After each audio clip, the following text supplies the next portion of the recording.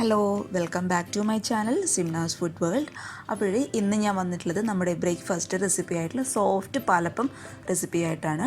അപ്പോൾ പൊതുവേ എനിക്ക് തോന്നുന്നു ഈ പാലപ്പമൊക്കെ റെഡിയാക്കി എടുക്കുന്നത് മാവൊക്കെ അരച്ച് കപ്പി കാച്ചിയെടുത്താണ് ഈ പാലപ്പം റെഡിയാക്കി എടുക്കുന്നത്. അപ്പോഴേ ഇനി അതിൻ്റെ ഒന്നും ആവശ്യമില്ല. കപ്പി കാച്ചിയെടുക്കാതെ തന്നെ വളരെ എളുപ്പത്തിൽ നല്ല സോഫ്റ്റ് പാലപ്പം നമുക്ക് റെഡിയാക്കി എടുക്കാനായിട്ട് പറ്റും. അപ്പോൾ നമുക്ക് ഈ പാലപ്പം റെസിപ്പി എങ്ങനെയാണ് റെഡിയാക്കാൻ നോക്കാം. അതുപോലെ വീഡിയോസൊക്കെ കണ്ട് ഇഷ്ടപ്പെടുകയാണെങ്കിൽ ഇത് ട്രൈ ചെയ്ത് നോക്കണം കേട്ടോ. അപ്പോൾ നമുക്ക് ഈ പാലപ്പം റെസിപ്പി എങ്ങനെയാണ് റെഡിയാക്കും നോക്കാം. നമ്മുടെ ഈ അപ്പം റെഡിയാക്കാനായിട്ട് ഞാനിപ്പോഴും എടുത്തിട്ടുള്ളത് ഒരു 2 കപ്പ്, അതായത് 250 ml 2 കപ്പ്, അതായത് 1/2 കിലോ ഉണ്ടാകും കേട്ടോ. 1/2 കിലോ നമ്മുടെ പച്ചരിയാണ്. അപ്പോൾ ഈ പച്ചരി ഞാൻ 6 മണിക്കൂർ വെള്ളത്തിലിട്ട് കുതിർത്ത് വെച്ച് നന്നായിട്ട് കഴുകിയെടുത്ത അരി കേട്ടോ ഇത്. അപ്പോൾ നിങ്ങൾക്ക് പച്ചരിക്ക് പകരം ഇഡ്ഡലി റൈസ് വേണമെങ്കിൽ ഉപയോഗിക്കാം കേട്ടോ. അപ്പം ഇത് 6 മണിക്കൂർ കുതിർത്ത് വെച്ച് നന്നായിട്ട് കഴുകി എടുത്തിട്ടുണ്ട്. 250 ml 2 കപ്പ്. ഓക്കെ, പിന്നെ നമുക്ക് വേണ്ടത് ഒരു 1/2 കപ്പ് നമ്മുടെ തേങ്ങ, ചിരകിയെടുത്ത തേങ്ങയാണ്. 150 ഗ്രാം, അതായത് 1/2 കപ്പ് തേങ്ങ എടുത്തിട്ടുണ്ട്. പിന്നെ വേണ്ടത് ഒരു 3.5 ടേബിൾ സ്പൂൺ നമ്മുടെ കുക്ക്ഡ് റൈസ്, അതായത് സാധാരണ ചോറ് കേട്ടോ. 3.5 ടേബിൾ സ്പൂൺ ചോറ് നമുക്ക് ആവശ്യമുണ്ട്. ഇനി ഇതെന്ത് ചെയ്യണം, നമുക്കിതെല്ലാം കൂടി നന്നായിട്ടൊന്ന് അരച്ചെടുക്കണം. നമ്മൾ ഇൻട്രോയിൽ പറഞ്ഞതുപോലെ, അതുപോലെ തമ്പനയിലൊക്കെ ഇട്ടതുപോലെ നമ്മൾ കപ്പി കാച്ചേണ്ട ആവശ്യമൊന്നുമില്ല കേട്ടോ. അല്ലാതെ നമുക്ക് നല്ല സോഫ്റ്റ് അപ്പം റെഡിയാക്കി എടുക്കാനായിട്ട് പറ്റും. പക്ഷെ നമുക്കിത് ആദ്യം എന്ത് ചെയ്യണം, നന്നായിട്ടൊന്ന് അരച്ചെടുക്കണം. അതിനായിട്ട് ഞാനിപ്പോൾ ഇവിടെ ഒരു മിക്സിയുടെ ജാർ എടുത്തിട്ടുണ്ട്. ജാറിലോട്ട് നമ്മൾ കുതിർത്ത് കഴുകി വെച്ച അരി ഇട്ട് കൊടുക്കാം.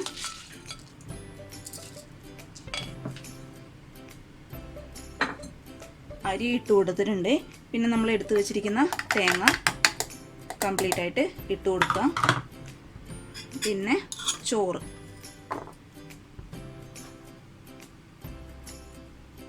മൂന്നര ടേബിൾ സ്പൂൺ ചോറ്. അപ്പം ഞാൻ ഈ മിക്സിയുടെ ജാറിൽ അരി ഇട്ട് കൊടുത്തു, അതുപോലെ ചോറ് ഇട്ട് കൊടുത്തു, തേങ്ങ ഇട്ട് കൊടുത്തിട്ടുണ്ട്. ഇനി നമുക്ക് ഈ മാവ് പൊങ്ങി വരാൻ ആവശ്യമായിട്ടുള്ള ഒരു 1/2 ടീസ്പൂൺ ഈസ്റ്റ് ഇട്ട് കൊടുത്തിട്ടുണ്ട്. ഇനി എപ്പോഴും ഈസ്റ്റിൻ്റെ കൂടെ നമ്മൾ എപ്പോഴും മറക്കാതെ ഇടേണ്ട കാര്യമാണ് ഒരു 1/2 ടേബിൾ സ്പൂൺ നമ്മുടെ പഞ്ചസാര. ഓക്കെ, ഇനി ഈ മാവിന് ആവശ്യമായിട്ടുള്ള ഉപ്പ് നമുക്ക് ഇട്ട് കൊടുക്കാം.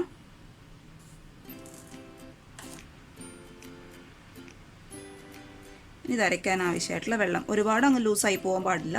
എന്നാലും നമ്മൾ ഇഡ്ഡലി മാവിനേക്കാളും കുറച്ചൊക്കെ ലൂസായിരിക്കണം, അത്ര ടൈറ്റ് ആവാൻ പാടില്ല. നമുക്ക് ആദ്യം കുറച്ച് വെള്ളം ചേർത്ത് നന്നായിട്ട് ഒന്ന് അരച്ചെടുക്കാം. മാവ് ഞാൻ നല്ല ഫൈൻ പേസ്റ്റായിട്ട് അരച്ചെടുത്തിട്ടുണ്ട്. ഞാനിപ്പോൾ ഇവിടെ ഒരു 3/4 കപ്പ് വെള്ളമാണ് മാവ് അരയ്ക്കാനായിട്ട് ഉപയോഗിച്ചത്. കണ്ടോ, 1 കപ്പ് വെള്ളം എടുത്തിരുന്നു, അതിൽ ഇത്രയും ബാക്കി കേട്ടോ. അപ്പോൾ 3/4 കപ്പ് വെള്ളം അരയ്ക്കാനായിട്ട് എടുത്തിട്ടുണ്ട്. പിന്നെ മാവയ്ക്ക് അരയ്ക്കുമ്പോഴേ എപ്പോഴും ശ്രദ്ധിക്കേണ്ട കാര്യം, ഒരുപാട് അങ്ങ് ലൂസായി പോകാൻ പാടില്ല കേട്ടോ.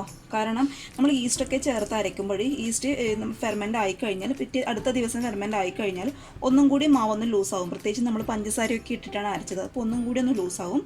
അതുകൊണ്ട് ഇത് ഫെർമെൻ്റ് ആയതിന് ശേഷം വേണമെങ്കിൽ മാത്രം നമുക്ക് വെള്ളം ചേർത്ത് കൊടുത്താൽ മതി. അപ്പോൾ ഞാൻ ഈ മാവ് കംപ്ലീറ്റ് ആയിട്ട് ഒരു പാത്രത്തിലോട്ട് മാറ്റി കൊടുത്തു. ഇതേ മാവ് കംപ്ലീറ്റ് ആയിട്ട് ഒരു പാത്രത്തിൽ ഒഴിച്ചു കൊടുത്തിട്ടുണ്ട്. നന്നായിട്ടൊരു സ്പൂൺ വെച്ച് നന്നായിട്ടൊന്ന് മിക്സ് ചെയ്യാം. പിന്നെ ഒരുപാട് തണുപ്പൊക്കെയുള്ള ഏരിയ ആണെങ്കിൽ ഈസ്റ്റിൻ്റെ ആ ഒരു അളവിന് വ്യത്യാസം വരും കേട്ടോ. കാരണം ഞാൻ ചേർത്ത ആ ഒരു ഈസ്റ്റിൻ്റെ അളവ് മതിയായിരിക്കില്ല ഒരുപാട് തണുപ്പുള്ള ഏരിയയിൽ മാവ് ഫെർമെൻ്റായിട്ട് വരാനായിട്ട്. അപ്പോൾ അതൊക്കെ നിങ്ങളൊന്ന് അഡ്ജസ്റ്റ് ചെയ്ത് കൊടുക്കുക കേട്ടോ. അപ്പോൾ നന്നായിട്ട് മിക്സ് ചെയ്യാം. ഈ ഒരു കൺസിസ്റ്റൻസിലാണ് നമുക്ക് മാവ് വേണ്ടത്. ഒരുപാട് ലൂസല്ല, അതുപോലെ ഒരുപാട് കട്ടിയിലല്ല കേട്ടോ. നമുക്ക് വേണമെങ്കിൽ നാളെ ഇത് ഫെർമെൻ്റ് ആയതിനു ശേഷം മാത്രം വെള്ളം ചേർത്ത് കൊടുത്താൽ മതി. നന്നായിട്ട് മിക്സ് ചെയ്യുക. പിന്നെ ഒരുപാട് തണുപ്പുള്ള ഏരിയയിലുള്ള ആൾക്കാരാണെങ്കിൽ മാവ് കുറച്ചുകൂടി തലേ ദിവസം കുറച്ചുകൂടി നേരത്തെ അരച്ച് വെക്കാനായിട്ട് നോക്കുക. അപ്പോഴേക്കും പിറ്റേ ദിവസം ആകുമ്പോഴേക്കും നന്നായിട്ട് മാവങ്ങ് പുളിച്ച് വന്നോളും. അപ്പോൾ നമുക്ക് എന്ത് ചെയ്യാം, ഇതിനി റെസ്റ്റ് ചെയ്യാനായിട്ട് വയ്ക്കും. ഞാനിപ്പോൾ ഇത് നാളത്തേക്കാണ് അരച്ച് വെച്ചിട്ടുള്ളത്.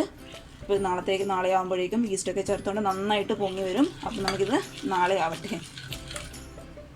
ഇത് നമ്മൾ ഇന്നലെ അരച്ച് വെച്ച മാവ് കണ്ടോ, നന്നായിട്ട് പുളിച്ച് വന്നിട്ടുണ്ട്. രാവിലെ തന്നെ എനിക്ക് പണി കിട്ടി കേട്ടോ. മാവ് ഒരുപാട് പുളിച്ച് പുറത്തേക്കൊക്കെ പോയി. അപ്പോൾ നിങ്ങൾ എപ്പോഴും ഇങ്ങനെ ഈസ്റ്റൊക്കെ അരച്ച് വെച്ച് മാവ് റെഡിയാക്കുമ്പോൾ അടിയിലായിട്ട് നല്ലൊരു പാത്രം വെക്കാനായിട്ട് നോക്കുക. അപ്പോൾ ഇതേ മാവ് ഞാൻ നന്നായിട്ട് സ്പൂൺ വെച്ച് മിക്സ് ചെയ്തിട്ടുണ്ട്. ഇനി നമുക്ക് ഈ ഒരു കൺസിസ്റ്റൻസി അല്ല കേട്ടോ വേണ്ടത്, ഇത് കുറച്ച് കട്ടിയാണ്. അപ്പോൾ നമുക്ക് കുറച്ചുകൂടി വെള്ളം ചേർത്ത് കൊടുക്കാം. സാധാരണ വെള്ളം കേട്ടോ. നന്നായിട്ടങ്ങ് മിക്സ് ചെയ്യുക. അപ്പോൾ മാവൊക്കെ നമ്മൾ അപ്പമൊക്കെ ചുടുന്നതിന് മുന്നേ മാവിന് ആവശ്യമായിട്ടുള്ള ഉപ്പൊക്കെ ഉണ്ടോ എന്ന് ഒന്ന് ടെസ്റ്റ് ചെയ്യാം കേട്ടോ. ഇനി നമുക്കിത് അപ്പം ചുടാനായിട്ട് നോക്കാം. ചുടാനായിട്ട് ഞാനിവിടെ ഒരു നോൺ സ്റ്റിക്കിൻ്റെ ഒരു പാൻ വെച്ച് കൊടുത്തിട്ടുണ്ട്. അപ്പം എൻ്റെ പാന് കുറച്ച് പഴയതാണ് കേട്ടോ. അപ്പോൾ അതുകൊണ്ട് അപ്പം ചുട്ട് കഴിഞ്ഞാൽ അത് വിട്ട് കിട്ടാനായിട്ട് കുറച്ച് ബുദ്ധിമുട്ടായിരിക്കും. അതുകൊണ്ട് നമുക്ക് കുറച്ച് ഓയിൽ അല്ലെങ്കിൽ വെളിച്ചെണ്ണ ഇതിൻ്റെ മുകളിലോട്ടായിട്ട് തടവി കൊടുക്കാം. പുതിയ നോൺ സ്റ്റിക്കൊക്കെ ആണെങ്കിൽ കുഴപ്പമില്ല. ഇത് കുറച്ച് പഴയതാണ് എൻ്റെ. ഞാൻ ഓയിൽ തടവി കൊടുത്തിട്ടുണ്ട്.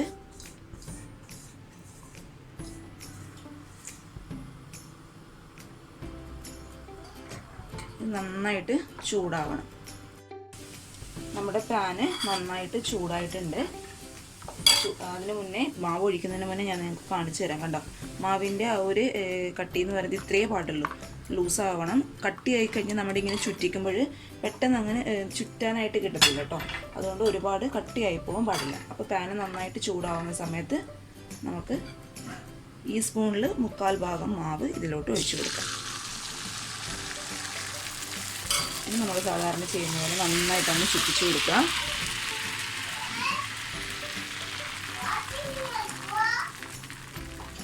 എന്നിട്ട് നടുക്ക് കുറച്ച് മാവ് ഒഴിച്ചു കൊടുക്കാം. ഇത് നന്നായിട്ട് അടച്ച് വെക്കാം കേട്ടോ. അപ്പോൾ നമുക്കിതിനെ തുറന്ന് നോക്കാം. നല്ല സോഫ്റ്റായിട്ട് വന്നിട്ടുണ്ട്. ഈ നടുഭാഗമൊക്കെ നന്നായിട്ട് വെന്തിട്ടുണ്ടോ. അപ്പോൾ നിങ്ങൾക്ക് കുറച്ചും കൂടി ക്രിസ്പി ആയിട്ടുള്ള അപ്പമാണ് വേണമെങ്കിൽ കുറച്ച് നേരം കൂടി വെച്ചിട്ട് ഈ ഭാഗമൊക്കെ ഒന്ന് ക്രിസ്പി ആക്കി എടുക്കാം. അപ്പോൾ ഞാനിത് എടുക്കാൻ പോവാണ്.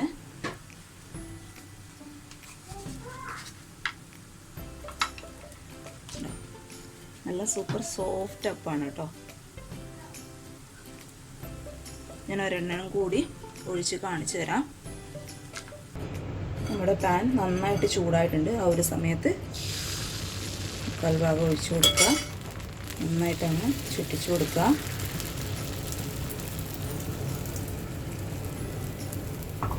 ഇനി കുറച്ച് മാവ് നമുക്കിതിലോട്ട് ഒഴിച്ചു വെക്കാം.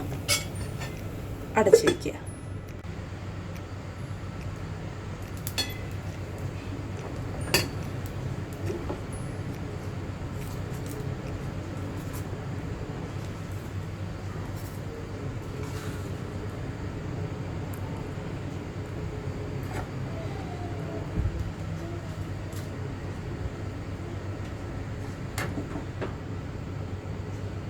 നമ്മുടെ അപ്പം ഞാനൊരു 3-4 എണ്ണം ചുട്ടെടുത്തിട്ടുണ്ട്. നല്ല സോഫ്റ്റ് ആട്ടോ. അപ്പോൾ ഇതിന് കപ്പി കാച്ചേണ്ട ആവശ്യമൊന്നുമില്ല. എളുപ്പത്തിൽ നമുക്ക് സോഫ്റ്റ് ആയിട്ടുള്ള അപ്പം റെഡിയാക്കി എടുക്കാനായിട്ട് പറ്റും. അപ്പോൾ എല്ലാവരും ഇനി ഇങ്ങനെ ഒന്ന് ട്രൈ ചെയ്ത് നോക്കട്ടോ. ട്രൈ ചെയ്ത് നോക്കിയിട്ട് അഭിപ്രായങ്ങളൊക്കെ അറിയിക്കാം. അപ്പോൾ അടുത്ത നല്ലൊരു വീഡിയോ ആയിട്ട് കാണും വരെ. Thank you.